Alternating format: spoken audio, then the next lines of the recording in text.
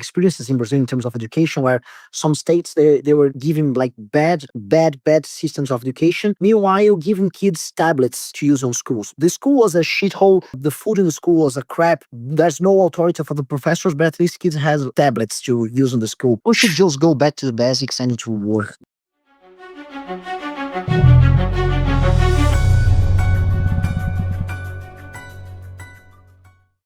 How do you think that AI actually changes like education in Brazil? We still can't see the usage of it or the problems of it because our problems are like way too deep. Brazil abandoned the old-fashioned way of teaching how to read and how to write. We call the method phonical method. Actually, at first, Oh my God, they did the thing. They did the phonetic thing where like this is the thing that 3 schools in Seattle did, and then all the kids stopped learning how to read.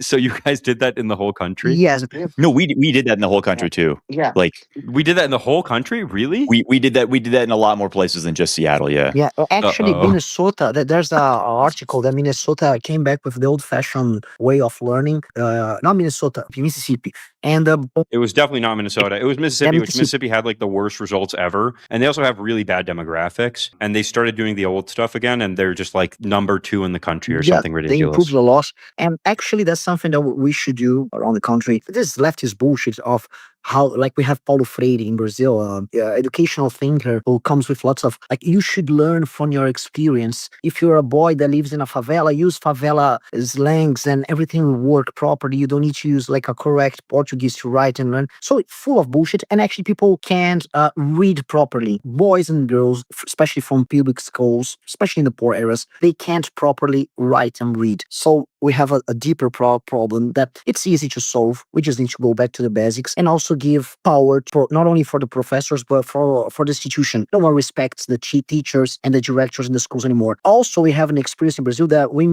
in some areas we militarized the schools. So the military cops, we have this institution in Brazil where the cops are militaries as well. The military cops, they took control of some schools, and actually in poor areas, and actually they have very good grades and improved everything, the discipline of the kids, everything. They start to have good grades. They start to walk on uniforms. If a boy appears singing ghetto songs, the cop who's in charge will say, "No, you stop it."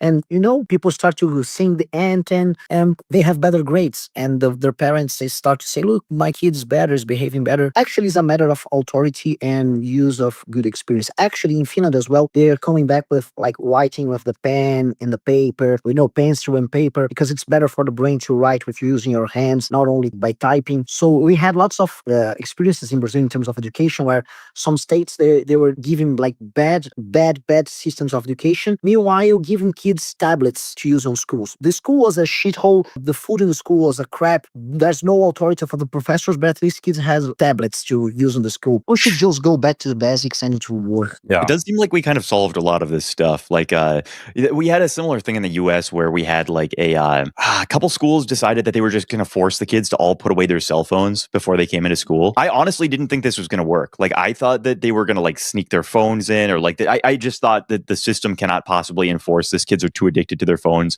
but it just like totally worked. And after 2 weeks, they started like having hobbies again. They started like being less like weird, making eye contact with people, socializing normally. And it's like, oh, like all of these are actually really easily fixable problems. And it doesn't even take like, like it's not like this is like a 20-year process of rebuilding. Yeah. It's literally just like, do the fucking thing now, like flip the switch now, and everything goes back really quickly. Yeah, it's the fix everything button, right? Yes. It's just like putting down the favelas in Brazil. It's like, we need to discuss and sociological. No, we just need to put down the favela and make a fucking building. And with order and no one making graffiti there. No, graffiti is part of the culture. No. Building a tree, a school, a cop, everything is fine. It's just easy. You just need to do it. It's a boomer thing to overthink everything because you look like you're an intellectual because you overthink about things. And it's just bullshit. Gostou desse vídeo? Se inscreva em nosso canal e nos ajude curtindo e compartilhando.